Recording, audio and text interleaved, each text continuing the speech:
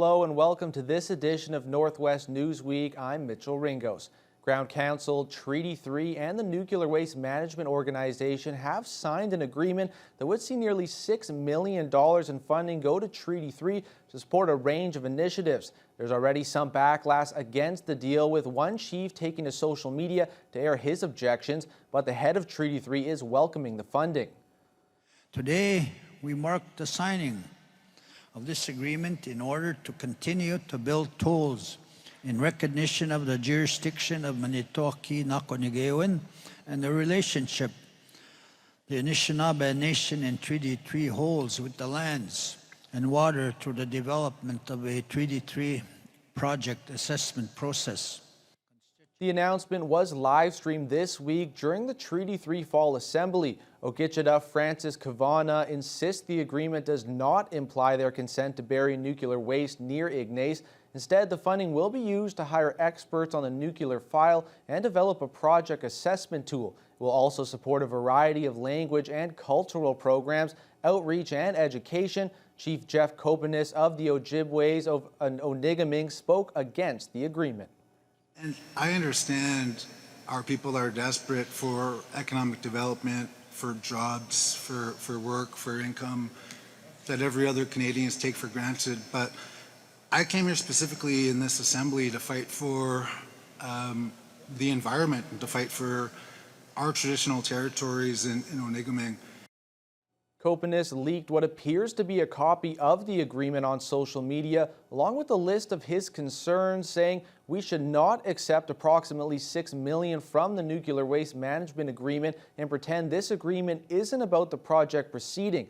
In a written statement, the NWMO Vice President Lise Morton said the funding agreement with Treaty 3 will, quote, help ensure that their members have access to the information they need to develop an informed point of view about Canada's plan for the safe, long-term management of used nuclear fuel. The NWMO plans to select a site for the nuclear waste repository in 2024.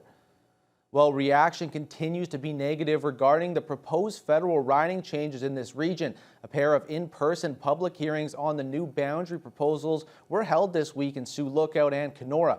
Lee Noonan reports. The Federal Electoral Boundaries Commission for Ontario faced polite but unwavering objections from public and politicians gathered at the Sioux Lookout Legion. The independent panel of 3 is tasked with divvying up the province into exactly 122 ridings, each with a population as close as possible to the provincial quota of about 160,500 people.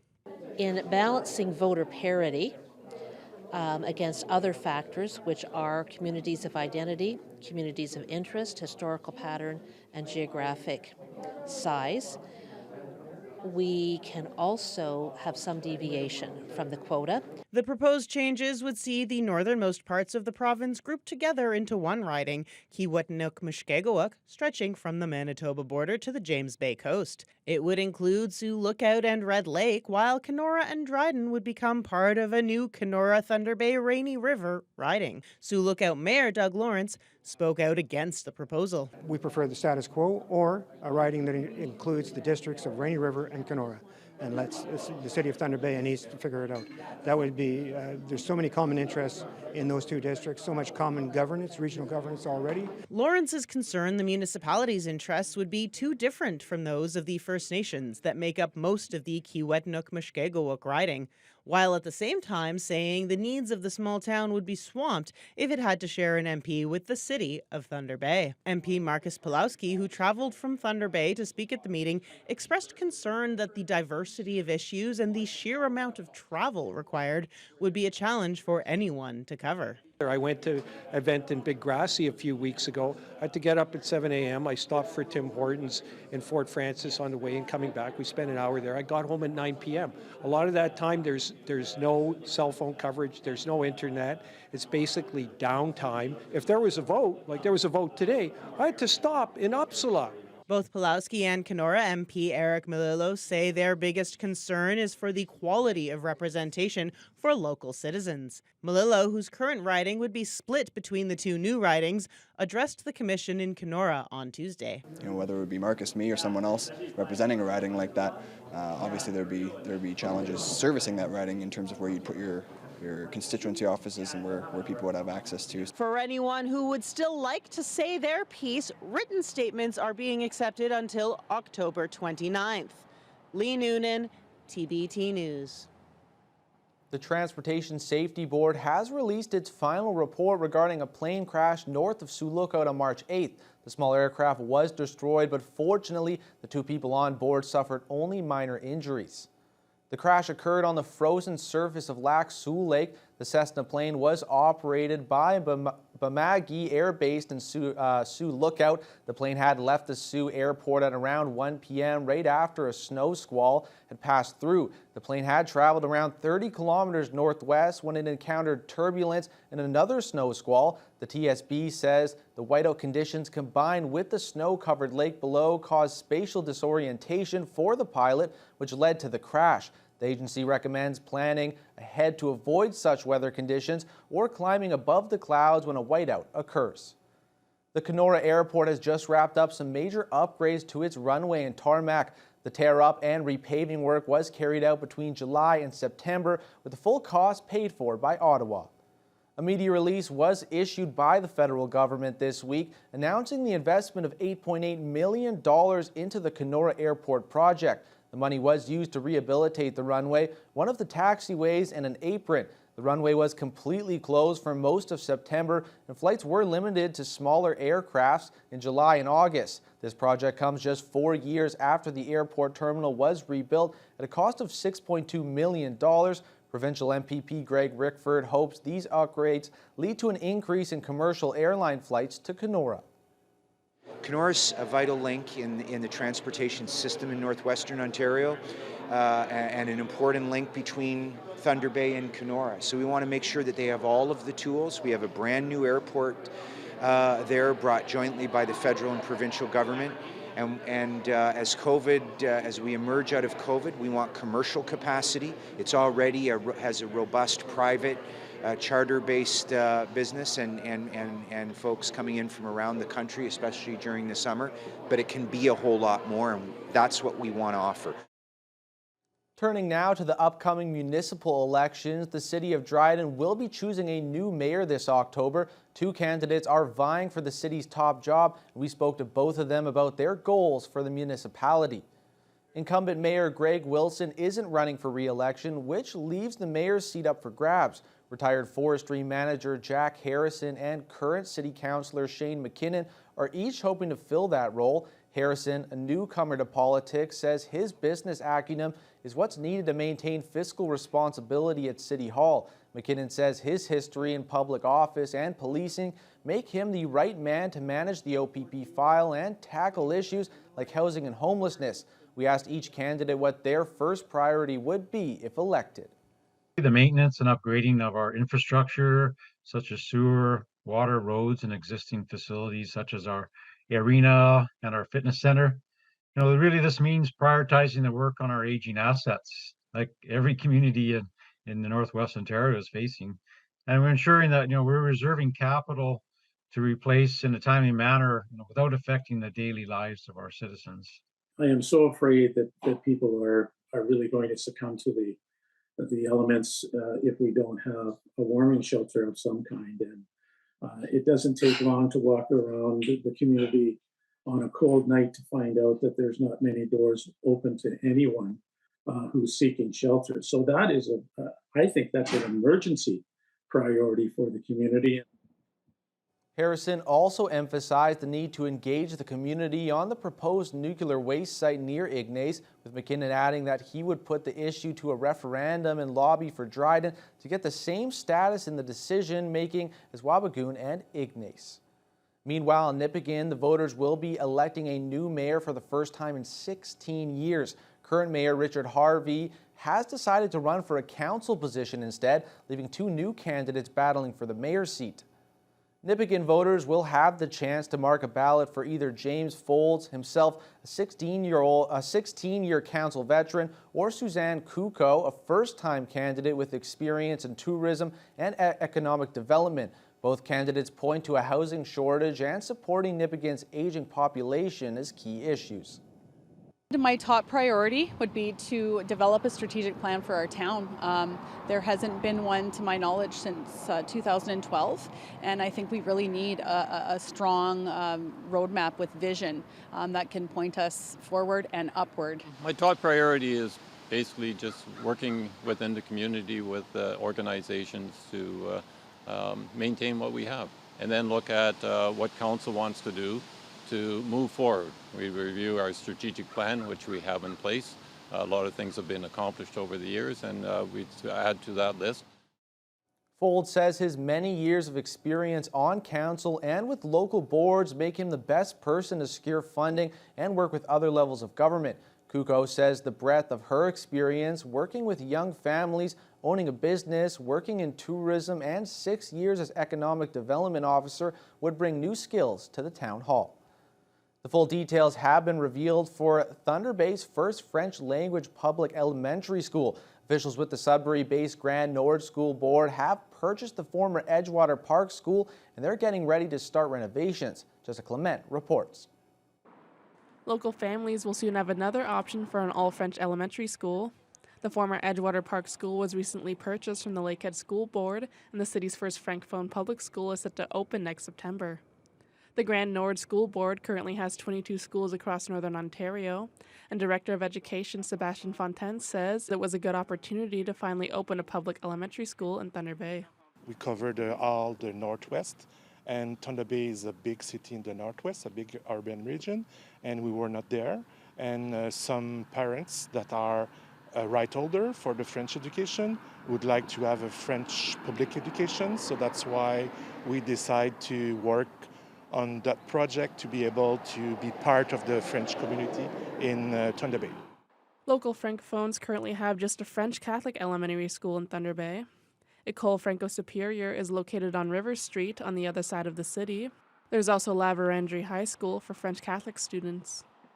Fontaine says they're not sure how many students will enroll in this new school or how many staff they'll need, but he emphasizes the importance of having both types of Francophone schools and maintaining their culture. All the kids learn French. We learn about the French Ontarian culture, and that's one of the reasons why it's important to be, as you know, in Ontario there's four different school systems, and it's important that we are here as well. Among the speakers at this event was longtime local trustee for the French Public School Board, Anne-Marie Gélineau. She called it a historic moment for the board. Thunder Bay Atikokan MPP Kevin Holland was also at the news conference to announce a provincial investment of $1.2 million in the project. Renovations inside the school will start up soon, with classrooms being fixed up and an elevator being installed. Holland says this new school will be a great opportunity for the city and the community.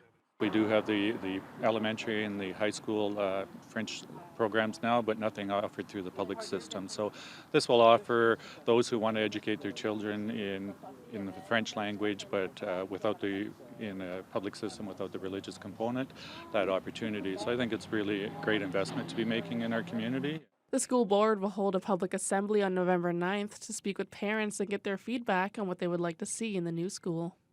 Jessica Clement, TBT News. Well, coming up after the break, missing and murdered Indigenous women are remembered by ONWA.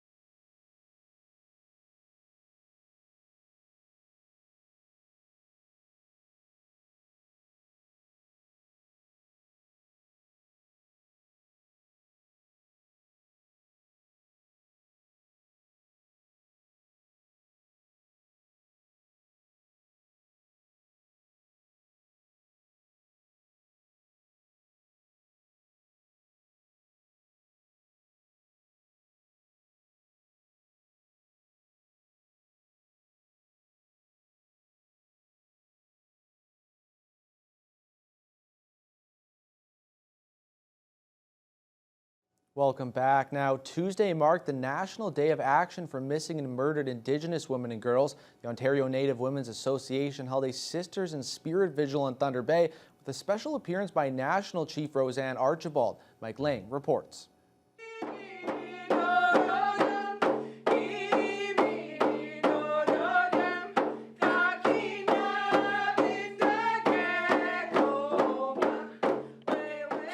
The song in their memory, the grandmother earth dress for their support, and their fire that burns forever.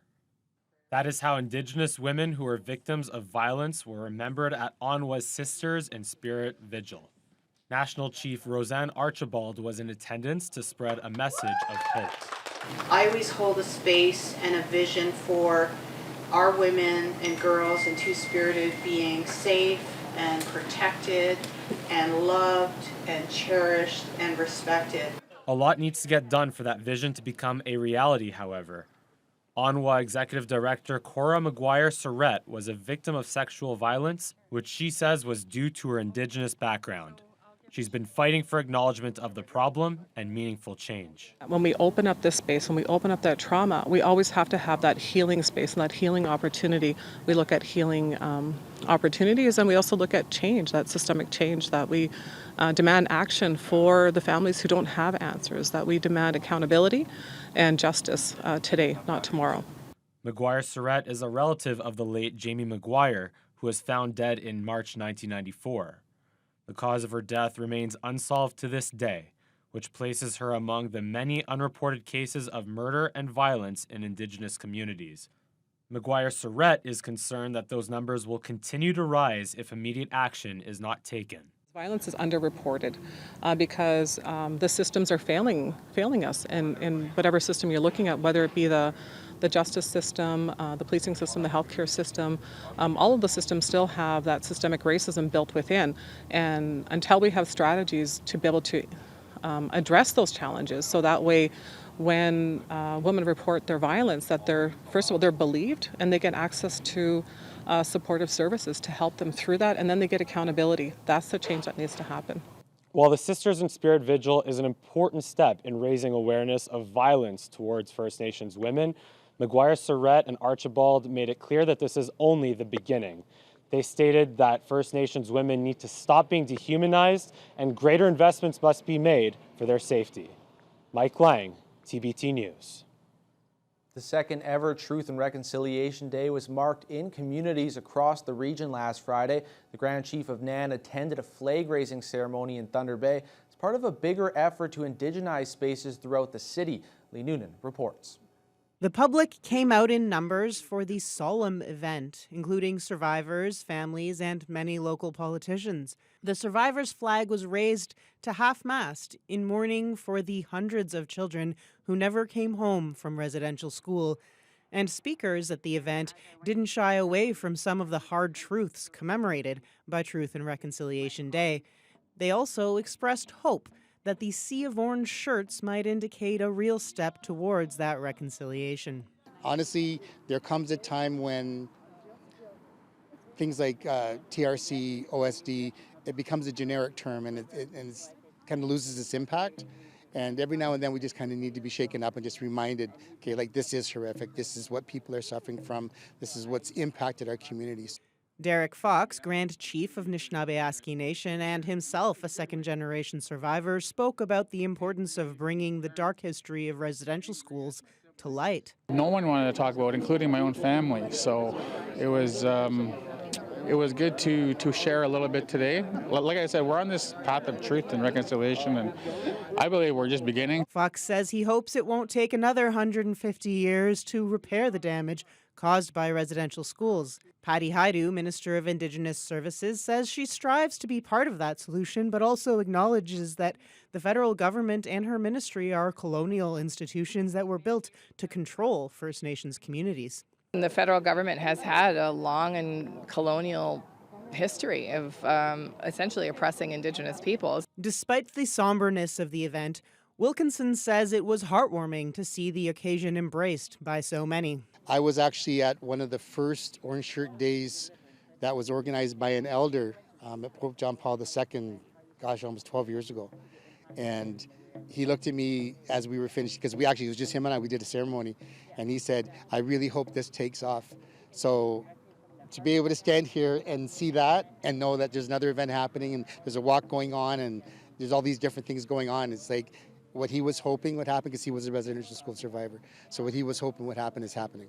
The flag will become a permanent fixture in the park, with a seating area to be installed in the spring. Part of what Wilkinson calls practical Indigenized space, a place to reflect in view of both Anamkiwaju and Nanabiju. The site will be the first of 4 to eventually be set up in all 4 directions around the city.